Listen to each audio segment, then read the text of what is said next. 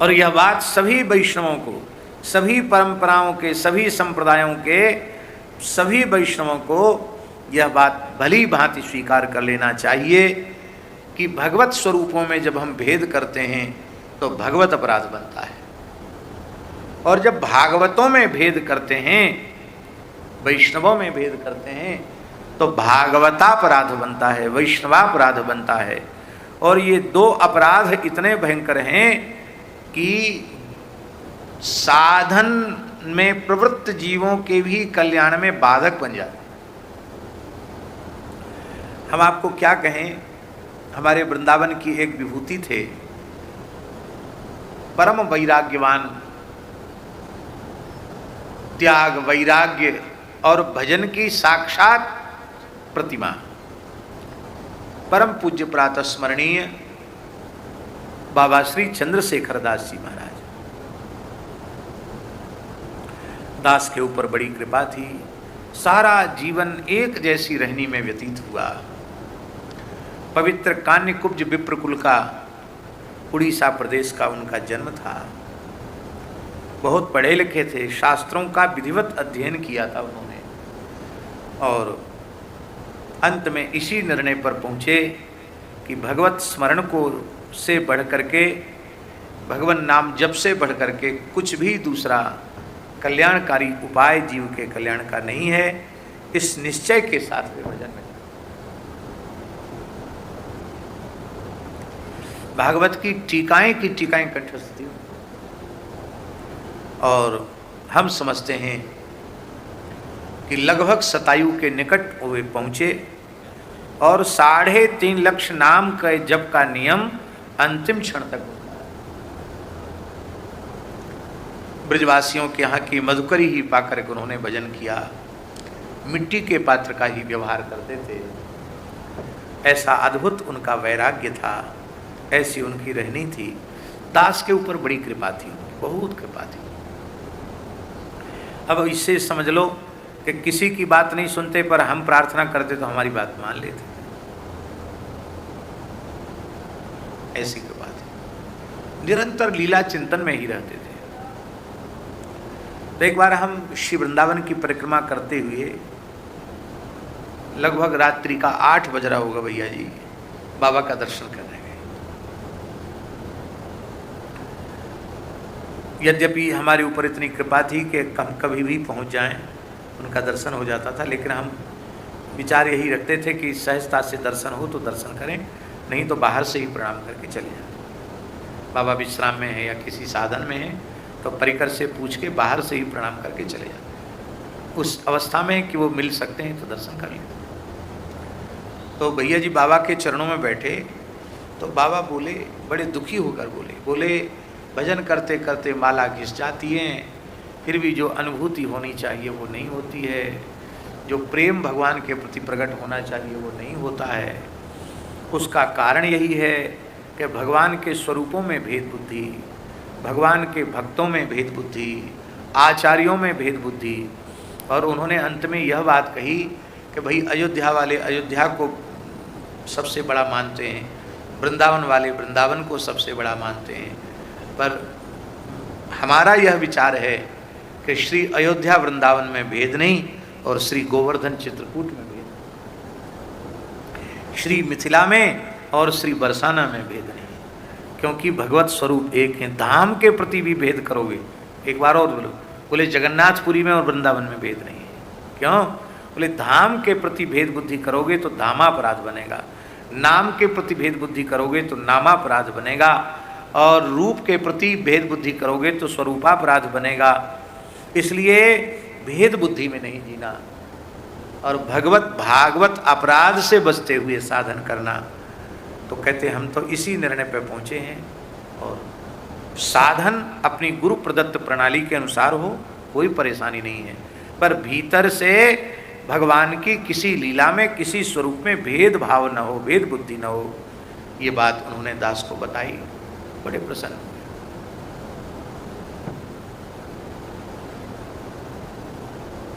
ऐसी महिमा है। तो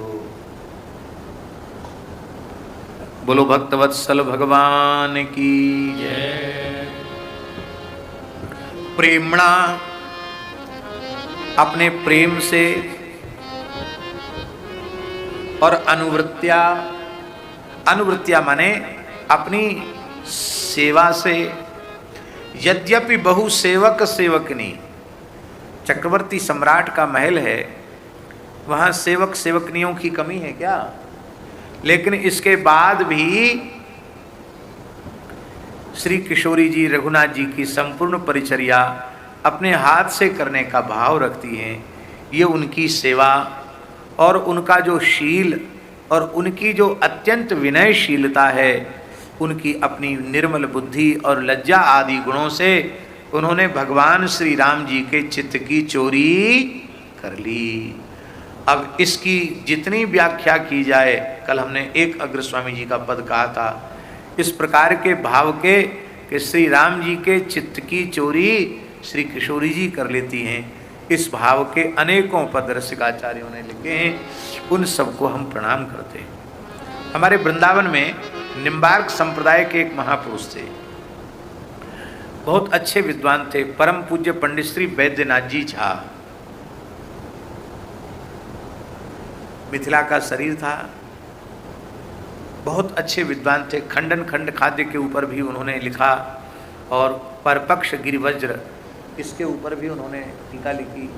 बहुत अच्छे न्याय और वेदांत के, व्याकरण के, न्याय के, व्याकरण के, वेदांत के बहुत उद्भट विद्वान थे और बड़े विनम्र थे।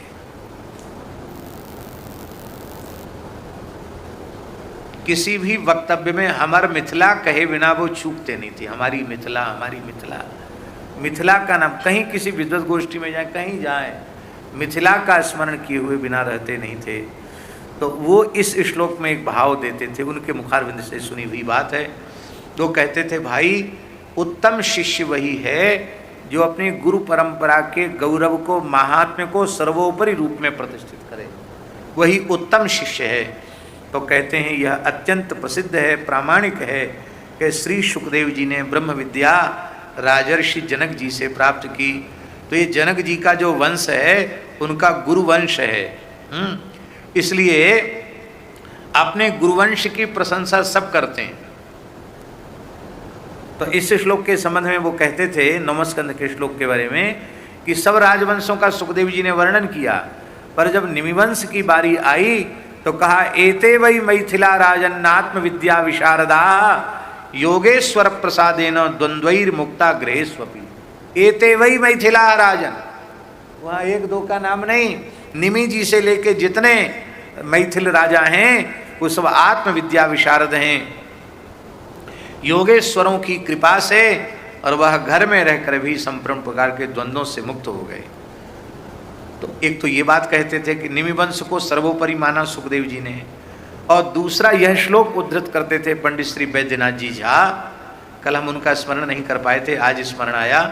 वो कहते थे कि श्री रामचरित्र को सुखदेव जी ने 2 अध्यायों में कहा, लेकिन रामचरित्र से श्री किशोरी जी के चरित्र की उत्कृष्टता को उन्होंने इस श्लोक के रूप में प्रतिष्ठित किया कि राम जी ने सबके चित्त की चोरी कर ली। बोले राम, अपने ढंग से बोलते थे, बोले राम जी गुमान में भर गए, हमने सबके चित्त की चोरी कर ली।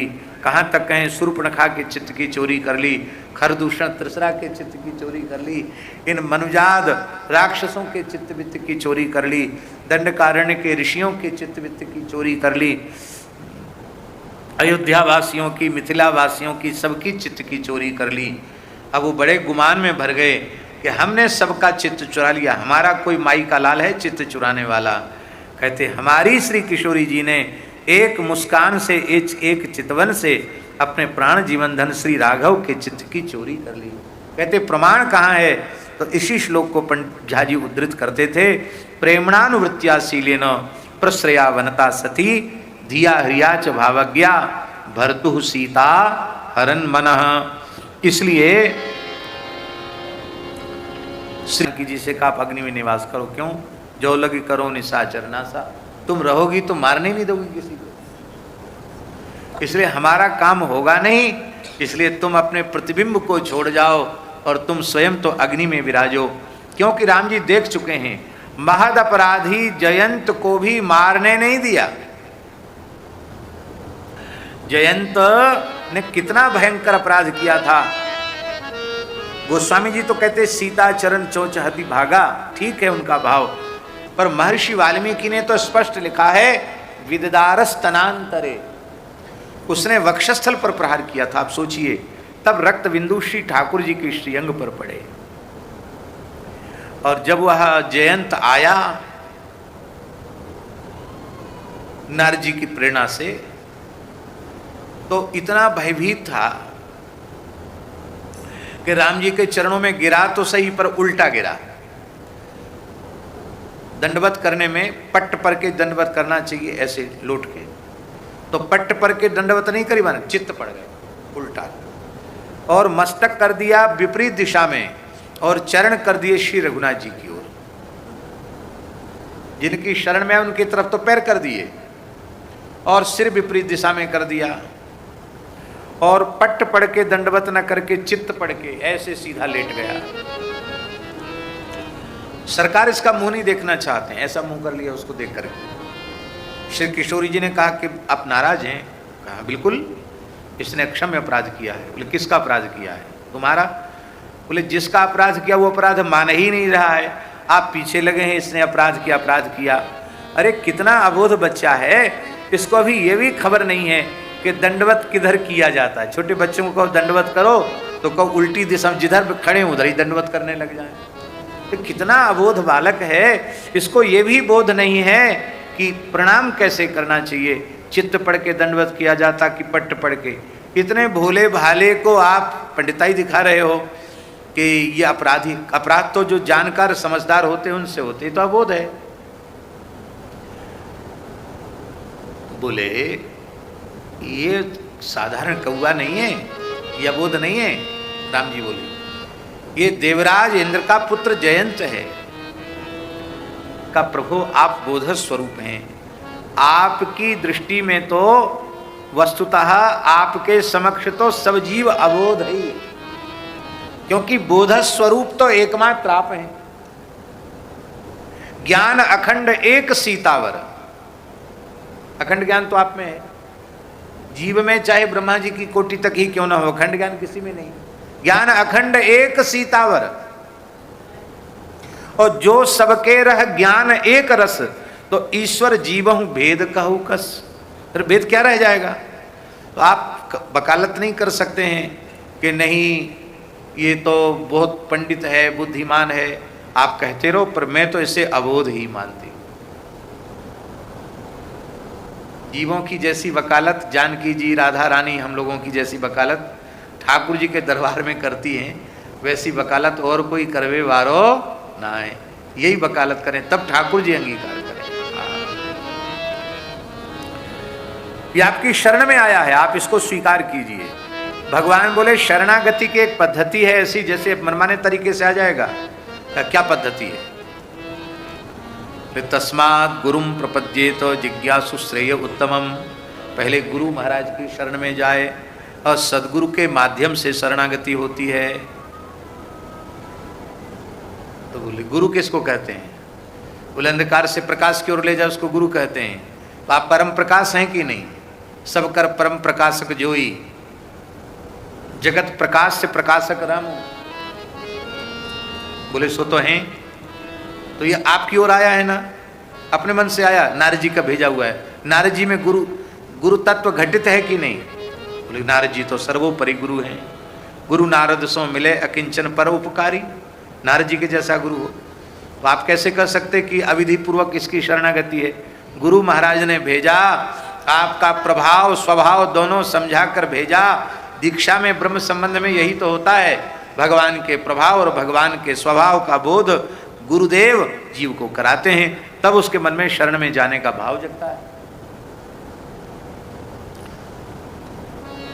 तो बोले ऐसे कोई स्वस्तिवाचन नहीं, संकल्प नहीं, कुछ नहीं, आचमन नहीं, प्राणायाम नहीं, ऐसे कहीं दीक्षा होती है? कि सरकार ये जो है, ये सब विधियां जो है ना उनके लिए हैं जो आर्त नहीं।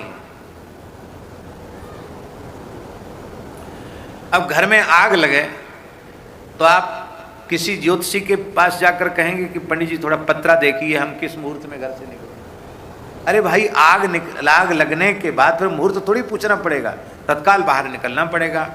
आर्त व्यक्ति कुछ विचार नहीं करता, इसमें यह आर्त है, कष्ट में है, संकट में है। इसलिए आप विधि के निर्वाह की पूर्ण अपेक्षा मत कीजिए कि आचमन नहीं किया, प्राणायाम नहीं किया, फिर अंगन्यास करन्यास नहीं किया, ये सब पंडिताई मत लगाइए। अरे बोले इसकी मंत्र दीक्षा कहाँ हुई? गुरुजी ने भेज तो दिया, मंत्र कहाँ सुनाया? बोले आपके नाम से श्रेष्ठ कोई मंत्र है क्या? राम नाम सर्वोपरि मंत्र है। और आपका नाम इसने नारद जी के वाणी से सुना कि नहीं सुना? सुना। तो नाक से सुना कि कान से सुना?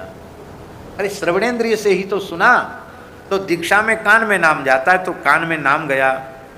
बोले अच्छा, कान में नाम गया, तिलक कहाँ लगाया इसने? दीक्षा में तिलक धराया जाता है मस्तक पर, तिलक कहाँ लगाया? बोले महाराज धाम की रज से ही मस्तक पर तिलक किया जाता है। जब इसने प्रणाम किया, मैंने इसको उठाकर आपके चरणों में रखा, तो श्री चित्रकूट धाम की आपकी चरणरज इसके मस्तक पर लग गई। तो कहाँ इसका तिलक संस्कार बाकी रह गया? इसका तो तिलक संस्कार भी हो गया।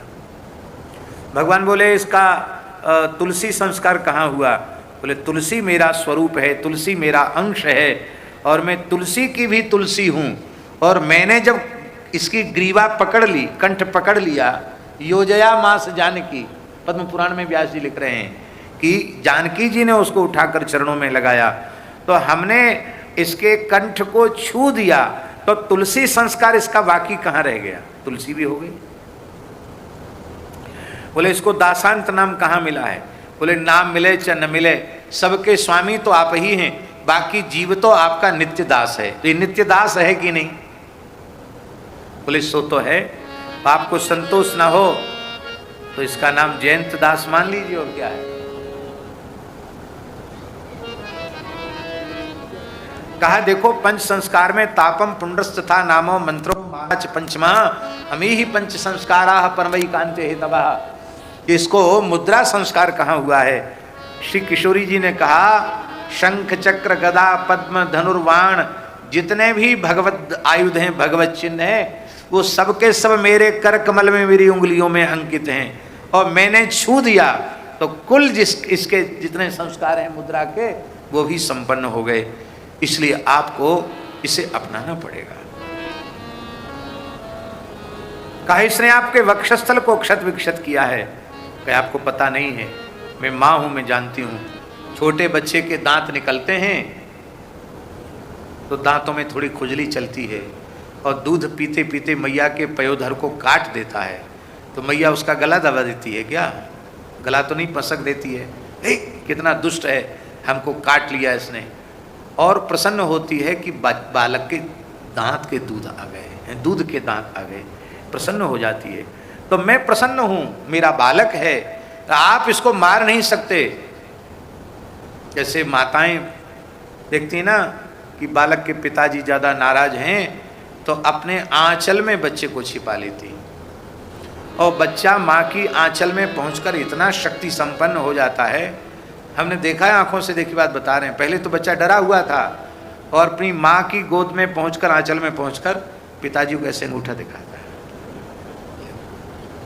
माने अब बिगाड़ लो हमारा, क्या बिगाड़ोगे हैं? माताएं कहती कैसे हो गए आप, कैसा स्वभाव है आपका? नेक भी दया नहीं आ रही है आपको? देखो कितना डर गया। अरे बच्चा है, सुधर जाएगा। एकदम निर्दयी की तरह बिल्कुल मार ही दोगे क्या? माताएं पूरा प्रतिकार करती है। किशोरी जी ने जयंत को दंड नहीं देने दिया, और राम जी ने कहा तुम जीती और हम हारे, तुमने इतनी बढ़िया वकालत की कि हमको निरुत्तर कर दिया। लेकिन एक बात है, हमारी मर्यादा भी तो रखो। हमारे वाण की मर्यादा है। हमने जो एक सींग को ब्रह्मसर बनाकर छोड़ा है, तो अब वो तो बिना अपना काम किए लौटेगा नहीं। हमारे अस्त्र की मर्यादा नष्ट हो जाएगी। इसके लिए क्या करो? बोले आप जानो, आपकी मर्यादा जानो, हमने तो इसकी तरफ से जो कहना था सो कह दिया। तब राम जी ने निर्णय दिया कि चलो कोई बात नहीं, बाण कहीं न कहीं तो सार्थक होगा। तो एक नयन कर तजा भवानी, एक आंख उसकी जय सियाराम कर दी। जानकी जी ने कहा अपने सब किए कराए पर पानी फेर दिया, गुड़ गोबर कर दिया। क्यों? आपकी शरण में आया आपका दास और सबके सामने एक आंख ऐसी बंद करके जाएगा, कनवा हो जाएगा, तो लोग कहेंगे देखो राम जी ने कृपा ठीक नहीं की। बोले क्या चाहती हो? तो किशोरी जी ने कहा हम इसको ऐसा आशीर्वाद देती हैं कि भले एक ही आंख है इसकी, पर कोई इसको काण नहीं कहेगा, काणा नहीं कहेगा, इसको सब नेत्रवान ही कहेंगे। एक ही आंख होती कौआ की, आज भी एक ही आंख होती कौआ की, दो आंख नहीं होती। पर किशोरी जी की ऐसी कृपा है, वो एक ही गटा नेत्र गोलक ऐसी तेजी से घूमता कि इधर से उधर ऐसे चलता है कि आप अनुमान नहीं लगा सकते कि कौन सी आंख, दोनों आंख चलती हुई दिखाई पड़ती उसकी। एक ही नेत्र गोलक दोनों आंखों में काम करता है। तो ठाकुर जी ने समझ लिया कि रावण को भी नहीं मारने देंगी, किसी को नहीं मारने देंगी, सबकी वकालत करेंगी। तो फिर विनाशाय च दुष्कृताम, इस अवतार प्रयोजन का फिर क्या होगा? इसलिए राम जी ने कहा तुम पावक मह करो निवासा, जो लगी करो निशाचर नासा। नहीं तो ये होगा नहीं। इसलिए श्री किशोरी जी की कृपा हम सब जीवों को चाहिए। संभवतः श्री किशोरी अली जी का पद है क्या? हम आचार्यवान, ईजे आचार्यवान। भगवान ने वशिष्ठ जी को गुरु रूप में, आचार्य रूप में स्वीकार करके, यज्ञाचार्य बना करके, भगवान श्री राम ने जो स्वयं सर्वदेव स्वरूप हैं, स्वयं प्रकाश स्वरूप हैं, ऐसे उन भगवान ने यज्ञ के द्वारा स्वयं का ही यजन किया। सुखदेव जी कहना ये चाहते हैं, स्वयं के द्वारा स्वयं का यजन किया। हम लोगों ने दर्शन किया सुबह की नहीं, स्वयं के द्वारा स्वयं का यजन। गिरिराज रूप में भी युगल सरकार हैं और युगल सरकार पूजा भी कर रहे हैं। तो स्वयं के रूप में स्वयं का पूजन, भगवान के द्वारा यज्ञ का अनुष्ठान, इसका भाव यही है। उत्तम सामग्रियों से युक्त यज्ञों के द्वारा स्वयं का ही उन्होंने अपने आप का ही यजन किया। और महाराज जी कितने यज्ञ किए?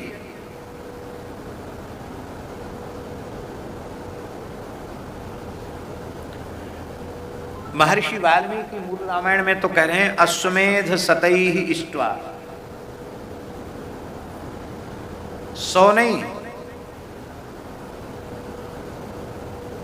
शतैः सैकड़ों, सैकड़ों करते अनंत। और गोस्वामी जी कहते कोटिन बाज मेध प्रभु की ने, करोड़ों अश्वमेध यज्ञ।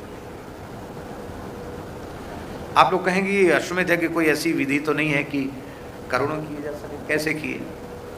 आप स्वीकार तो करोगे नहीं, हम जानते हैं, क्योंकि लोगों में लोभ लालच बहुत है, कंजूसी बहुत है। लेकिन चलो कोई एक तो उदार मना स्वीकार करेगा ही। आपने यज्ञ कराया, आप यजमान हो मान लो, एक उदाहरण है, और आपने यज्ञ कराया, ब्राह्मणों ने यज्ञ किया, होता ऋत्विज आचार्य ब्रह्मा सब सदस्य सब अपने अपने कार्य में सन्निविष्ट थे, अपना अपना कार्य कर रहे थे। अब उसमें शास्त्र के अनुसार महाराज जी दक्षिणा भी निश्चित है। आचार्य को कम से कम न्यूनतम दक्षिणा क्या होनी चाहिए, ब्रह्मा की ऋत्विज की क्या दक्षिणा होनी चाहिए, ये निश्चित है। इसको कितनी स्वर्ण मुद्रा दक्षिणा में मिलनी चाहिए, ऐसे भी पुराणों में स्मृतियों में वचन आए हैं। क्या? हाँ, गाय किसको देना है, वृषभ किसको देना, घोड़ा किसको देना है, सबकी अलग अलग बात है। शास्त्रों में सब, कर्मकांड के ग्रंथों में सब चीजें हैं। तो जैसे एक अश्वमेध यज्ञ, एक यज्ञ की दक्षिणा, एक उदाहरण दे रहे हैं, एक यज्ञ की दक्षिणा 100 स्वर्ण मुद्रा होनी चाहिए। कितनी? 100 स्वर्ण मुद्रा। यदि 100 स्वर्ण मुद्रा के स्थान पर आप 1000 स्वर्ण मुद्रा यदि दक्षिणा में ब्राह्मण को देते हैं तो एक यज्ञ करने पर ही आपको 10 यज्ञों का फल प्राप्त होगा, क्योंकि आपने दक्षिणा को 10 गुणित करके दिया। तो एक गुनी दक्षिणा, एक 10 गुनी दक्षिणा देने से एक यज्ञ का 10 गुना पुण्य प्राप्त हो जाएगा। अच्छा 100 गुनी दे दे तो 100 गुना, और 1000 गुना दे दे तो 1000 गुना पुण्य मिलेगा, और लाख गुना दे दे तो, और करोड़ गुना दे दे तो आपको कहां परेशानी हो रही कोटिनबाज में दिप्रु की ने। ये तो उदार चक्र चूड़ामणि है, ऐसो को उदार जगमाही, बिनु सेवा जो द्रव्य दीन पर राम सरिस को नाही। ठाकुर जी कंजूसे नहीं देते, खूब उदारता से देते हैं। और सच्ची बात कहें तो देना ठाकुर जी को ही आता है, और किसी को देना आता नहीं संसार में। देना ठाकुर जी को आता है। भगवान अपने मन में सोच लें कि जो हमारे शरणागत भक्त हैं, जो हमको भजने वाले हैं, उन्हीं को धरती पर रहने देंगे, उन्हीं को सूर्य चंद्र का प्रकाश देंगे, उन्हीं को राशन पानी देंगे, तो महाराज महाप्रलय, बिना महाप्रलय के महाप्रलय हो जाएगी, सब मर जाएंगे। भजने वाले कितने हैं? रोटी कपड़ा मकान भजने वाले हैं, ठाकुर जी को भजने वाले कितने हैं? तो यह श्री ठाकुर जी की उदारता ही है कि असंख्य असंख्य विमुख जीवों को भी कृपा पूर्वक वे उनका पालन पोषण कर रहे हैं। तुम हमें मानो चाहे मत मानो, हमारी धरती बराबर तुम्हें रहने के लिए उपलब्ध है। मेरी वायु, मेरा जल, मेरे सूर्य चंद्र का प्रकाश भी तुम्हें भोगने के लिए उपलब्ध है। तुम जैसे चाहो उसको स्वीकार करो। भगवान की उदारता है। इसलिए भगवान ने खूब प्रचुर दक्षिणा दी, और उस प्रचुर दक्षिणा से उनका पुण्य अनंत गुणित हो गया। बोलो भक्तवत्सल भगवान की जय। इस प्रकार से भगवान जाना है, इस प्रकार से भगवान ने सैकड़ों यज्ञ किए। अश्वमेध सतैः इष्ट्वा ब्रह्मलोकम प्रयास्यति। सैकड़ों अश्वमेध करके भगवान अपने नित्य साकेत त्रिपाद विभूति साकेत धाम में भगवान गए। ऐसा श्री महर्षि वाल्मीकि जी ने लिखा है। भगवान ने अश्वमेध यज्ञ किए, अनेकों अश्वमेध किए। और महाराज जी उन यज्ञों में क्या किया, बहुत ध्यान देकर सुने। होत्रे ददा दिशम प्राचीम ब्रह्मणे दक्षिणाम प्रभु अध्वर्यवे प्रतीचिंच उदीचीम सामगायसः। यह है राम जी की उदारता, राम जी की ब्राह्मण भक्ति। राम जी ने यज्ञ में जो होता पद पर विराजमान ब्राह्मण थे उनको पूरी पूर्व दिशा का दान कर, जहां तक पूर्व दिशा है पूरी की पूरी पूर्व दिशा उन ब्राह्मणों को दे दी। जो यज्ञ में ब्रह्मा थे उनको पूरी दक्षिण दिशा का दान कर दिया। यज्ञ में जो अध्वर्यु पद को अलंकृत कर रहे थे उन ब्राह्मणों को पश्चिम दिशा दे दी। और जो साम वेद का गायन करने वाले, साम गान करने वाले उद्गाता थे उनको भगवान श्री राम ने उत्तर दिशा दे दी। अब बचा क्या? अब बची अयोध्या। अयोध्या का दान श्री वशिष्ठ जी को कर दिया। सप्तद्वीपवती, सप्त समुद्रवती संपूर्ण पृथ्वी का दान ब्राह्मणों को कर दिया, और अयोध्या का दान वशिष्ठ जी को कर दिया। आचार्याय ददौ शेषाम यावती भूस्तदंतरा। बची अयोध्या, अयोध्या का दान वशिष्ठ जी को कर दिया। क्यों कर दिया? बड़ा प्यारा वाक्य है सुखदेव जी का। मन्यमान इदम कृत्स्नम ब्राह्मणोर्हति निष्प्रिया। निष्प्रिय जो ब्राह्मण है, निर्लोभी जो ब्राह्मण है, वस्तुतः वह निर्लोभी निष्प्रिय ब्राह्मण ही सर्वोत्तम दान का सुपात्र है। ये सब ब्राह्मणों का ही है, उनको ही देना चाहिए। एक श्लोक हम और उद्धृत करना चाहेंगे।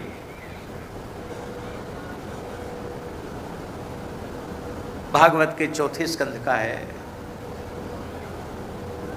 सनकादिक जब पृथु जी की यज्ञशाला में आए तो सनकादिकों ने कहा, पृथु जी ने कहा कि हे महापुरुषों, हे ब्राह्मणों, हे ऋषियों, हम आपसे कुशल प्रश्न तो कर नहीं सकते, क्योंकि ये कुशल तो शरीर संसार में जो फंसे हुए उनसे पूछी जाती है। भवत सुकुशल प्रश्न आत्मा रामे सुनिश्चिते। आत्मा राम है, आपसे हम क्या कुशल पूछें? बस आपके दर्शन से हमारे जैसे संसारियों की कुशल हो गई। अब कुशल भी पूछ नहीं सकते, कुछ ले दो। कहते क्या सुखल सुखल, कुछ ना कुछ ले दो तो तब तो आनंद आवे। सुखल सुखल क्या उदारता दिखा रहे हो, खाली बातें बना रहे हो। तो पृथु जी कहते हैं कि आप लोग ऐसे महात्मा हो, संग्रह परिग्रह से सर्वथा विमुक्त, कि आपको कुछ दंड कमंडल भी नहीं चाहिए, कुछ नहीं चाहिए आपके पास सब कुछ है। आप अपने आप में आत्माराम, आप्त काम, पूर्ण काम, परम निष्काम है। सनकादिकों से कह रहे हैं।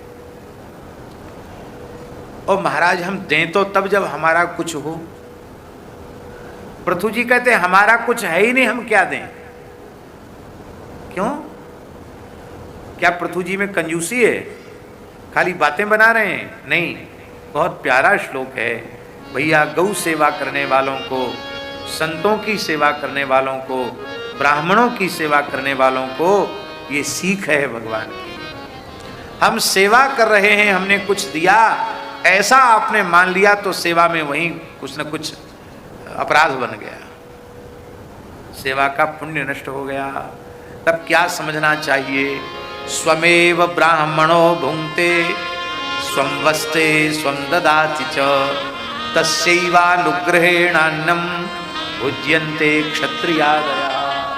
भगवान कह रहे हैं ब्राह्मण अपना ही पहनता है, उसको कौन कपड़ा देगा? अपना ही खाता है, अपना ही पहनता है, अपना ही भोगता है। उसकी कृपा से क्षत्रिय, वैश्य, शूद्र आदि खा रहे हैं, पी रहे हैं, वस्त्र पहन रहे हैं।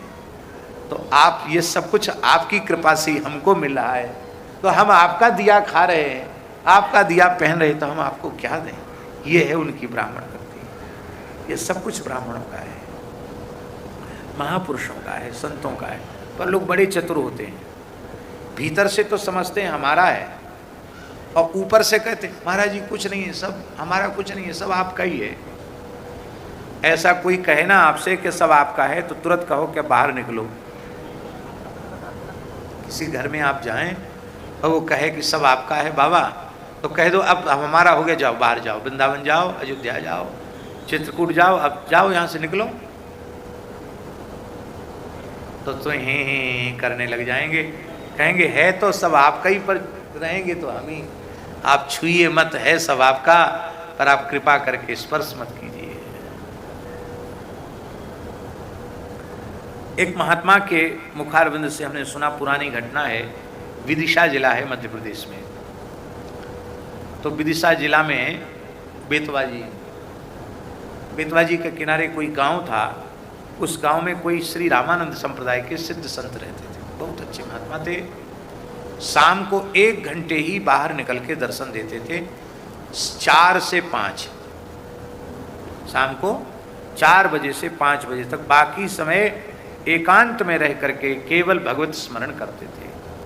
24 घंटे में एक ही बार कुछ प्रसाद लेते थे और जल भी एक ही बार पीते थे। ऐसे बहुत अच्छे संत। और 1 घंटा जो बाहर बैठते थे उसमें किसी से बातचीत नहीं होती थी। उसमें भी नियम था, एक कोई व्यक्ति रामचरितमानस की चौपाई बाँचने लग जाए और नीचे हिंदी अर्थ जो लिखा हुआ उसको पढ़ के सुनाने लग जाए, बस, और सब लोग बाकी लोग सुनो। तो 1 घंटे इस प्रकार से रामचरितमानस का वाचन होता। कोई एक व्यक्ति सुनाता, चौपाई, अपने मन से कुछ मत कहो, भाव जो लिखा है वही पढ़ो और जो अर्थ लिखा है वही बाँच के सुनाओ। अपने मन से कुछ नहीं कर सकते, ये उनकी मर्यादा थी। मिलावट नहीं पसंद थी बिल्कुल। तो ऐसे 1 घंटे का सत्संग होता था। वो तो मौन ही रहते थे, नाम जप करते रहते। कभी कोई मन में उनके बात आ गई तो किसी प्रकरण को लेकर 1 घंटे में भगवान के किसी चरित्र का कोई एक भाव दे देते थे, चर्चा कर देते थे, वो भी 5-7 मिनट, उसी में लोग धन्य धन्य हो जाते थे। ऐसे महात्मा थे। तो एक सज्जन आए, वो अपने छोटे बच्चे को भी साथ में लेके आए, और बच्चे तो स्वभाव से ही बालक चंचल होते हैं, और वो बालक तो बिल्कुल बंदर ही था। इतना अधिक चंचल बालक था कि उसने तो हमारा तूफान मचा दिया। आते ही कभी किसी के कंधे पे चढ़ जाए, कभी किसी के बाल खींचे, कभी किसी का कुर्ता खींचे, और यहाँ से वहाँ, वहाँ से वहाँ ऐसे उछल कूद करे। बड़ा भारी विक्षेप, उपद्रवी था, छोटा ही बच्चा था, 4-5 साल का ही था, लेकिन भारी चंचल था। तो आज तो बहुत विक्षेप हुआ। तो महात्मा बोले, ए सीताराम, किसका बच्चा है?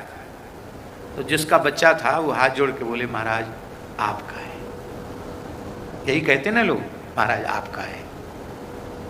तो महात्मा बोले, ए शांत बैठ, जोर से डांट लगाई। तो उस बच्चे ने पहले अपने बाप की तरफ देखा कि बाप कुछ कहता है, हमारे पक्ष लगे। पिताजी बेचारे क्या बोले, तो रुआ सासा होकर चुपचाप बैठ गया। अब कथा शांति से हो गई। और जब चनोरी का प्रसाद बंटता था, चनोरी इलायची दाने जो कहते हैं, उन्हीं का प्रसाद बंट जाता था कथा के बाद। प्रसाद लेते ही बच्चा तो प्रतीक्षा में था, भगे यहाँ से, डर गया था महात्मा से। तो सब उठ के जाने लगे। जैसे ही बच्चा उठ के गया, उसके पिताजी ने कहा, बेटा प्रणाम कर लो। तो डरते डरते उसने प्रणाम किया। महात्मा ने तुरंत हाथ पकड़ लिया उसका जोर से, बोले सब पर ये बच्चा कहीं नहीं जाएगा, तो यहीं रहेगा। महाराज बच्चा बड़ी जोर से रोया, तो डर रहा था पहले से ही, बड़ी जोर से रोया। और उसके पिता ने कहा कि महाराज एक तो आपने इतनी जोर से डांट दिया कि बेचारा डर गया, अब इसको जाने नहीं दे रहे हो, आपने हाथ क्यों पकड़ लिया? महाराज छोड़ दो इसका हाथ। बोले देखो भाई, आपने इतने लोगों के बीच में कहा कि ये मेरा बच्चा है। हमने पूछा किसका है, तो आपने हाथ जोड़ के कहा कि आपका है। तो हमारे बच्चे को आप क्यों अपने घर ले जाओगे? जब बच्चा हमारा है तो हमारे पास रहेगा। कोई चेला भी नहीं है हमारा, इसी को डांट डपट के ठीक ठाक करके इसी को कुछ भजन साधन सिखाएंगे, ये रहेगा हमारे पास। क्योंकि इतने लोगों के बीच में आपने स्वीकार किया कि ये हमारा है तो हमारे पास रहेगा। तो वो बोले कि महाराज जी ऐसा ही बोला जाता है। बोले यही तो गड़बड़ी है। बोलते हो सब राम जी का है, सब संतों का है, सब गुरु जी का है, ये बोलते हो, और मानते हो कि न राम जी का है, न संतों का है, न गुरु जी का, सब हमारा है। यही तो गड़बड़ है। बोलने में बोलो हमारा घर, हमारी पत्नी, हमारा पुत्र, हमारी पुत्री, सब कुछ बोलो। व्यवहार में झूठ क्यों बोलो? जो सही बात है उसको बोलो, लेकिन भीतर से यह मान लो कि ये हमारा नहीं है, ये सब श्री ठाकुर जी का है। तो उल्टा हो रहा है, भीतर से मानते हो हमारा है, बाहर से कहते हो भगवान का है। भगवान श्री राम प्रेरणा दे रहे हैं, हम यह माने ये सब कुछ गौओं का है, ये सब ब्राह्मणों का है, ये सब संतों का है, और उनका है तो प्राथमिकता इस बात की है कि इनकी सेवा ही हमारा प्रधान कर्तव्य है, हमें इनकी सेवा करनी चाहिए। बोलो भक्तवत्सल भगवान की। मन्यमान इदम कृत्स्नम ब्राह्मणोर हति निष्प्रिया। और विचित्र बात है, राम जी ने अपने वस्त्राभूषणों में भी बहुत से आभूषणों का दान कर दिया। केवल एक धोती और एक उपरना श्री राम जी के शरीर पर रह गया, एक भी आभूषण नहीं रह गया। अपने आभूषणों का दान भी कर दिया। जानकी जी बोले इत्ययम तदलंकार बासोभ्याम विशेषितः तथा राज्ञ वैदेही सौमंगल्यावशेषिता। जानकी जी के भी श्रीअंग में केवल सौभाग्य के चिन्ह ही रह गए। बहुत आभूषण किशोरी जी धारण करती हैं, पर केवल नाक का, कान का और चरण में बिछुड़ी, जो मुख्य मुख्य सौभाग्यवतियों के चिन्ह होते हैं, बस वही किशोरी जी के श्रीअंग में रह गए। और सरकार अपने तीनों भाइयों के सहित, महारानियों के सहित, फिर एक वस्त्र में बिना किसी आभूषण के और ब्राह्मणों के सामने नतमस्तक होकर खड़े हो गए। बोले अब सब कुछ आपको दे दिया, आपकी वस्तु आपके पास पहुंच गई, अब आप संभालिए। आप कहाँ जाएंगे? बोले अब हम तो बस वहीं जाएंगे दंडकारण्य चित्रकूट में, वहीं अपना भजन करेंगे। ब्राह्मणों ने राम जी की ये ब्रह्मण्यता देखी तो महाराज जी लिखा है, ते तु ब्रह्मण्य देवस्य वात्सल्यम वीक्ष संस्तुतम प्रीता क्लिन्न धियस्तस्मै प्रत्यर्पेदम बभाषिरे। ब्रह्मण्य देव भगवान का ब्राह्मणों के प्रति जो वात्सल्य है उसका दर्शन जब ब्राह्मणों ने किया तो महाराज जी कहते हैं कि प्रीता क्लिन्न धिया, प्रेम के कारण उनकी बुद्धि भीज गई। अब देखो, आंख तो भीजती है कई बार, मन नहीं भीजता। आंख तो पिपरमेंट लगा लो तो भीज जाएगी। जगन्नाथपुरी में हम लोग दर्शन करने जाते हैं, वहाँ की एक विलक्षण परंपरा है, कपूर रखते हैं आरती का, तुरंत आंख में ऐसे लगा देंगे, झनझना जाती है आंख, उसमें से आंसू निकलने लग जाते हैं। भले किसी के हृदय में प्रेम होए ना होए, पुरी में जाएगा उसके आंख में आंसू जरूर निकल आवेंगे। सबकी आंख में ऐसे लगा देते हैं, तुरंत प्रणाम करते पूछने की जरूरत नहीं है, तुरंत आंख में कपूर लगा देंगे। आंख में कोई तकलीफ हो तो भी आंख में आंसू आ जाता है, पर मन गीला हो जाए ये बहुत कठिन है। मन के भीजने पर भी बुद्धि नहीं भीजती है, पर आज बुद्धि भीज गई। अब जब बुद्धि भीज जाएगी तो मन भीज जाएगा, और मन रस में प्रेम में विभोर हो जाएगा तो इंद्रियां अपने आप भगवत प्रेम में निमग्न हो जाएंगी। प्रीता क्लिन्न धिया, प्रेम से उनका हृदय द्रवित हो गया, उनका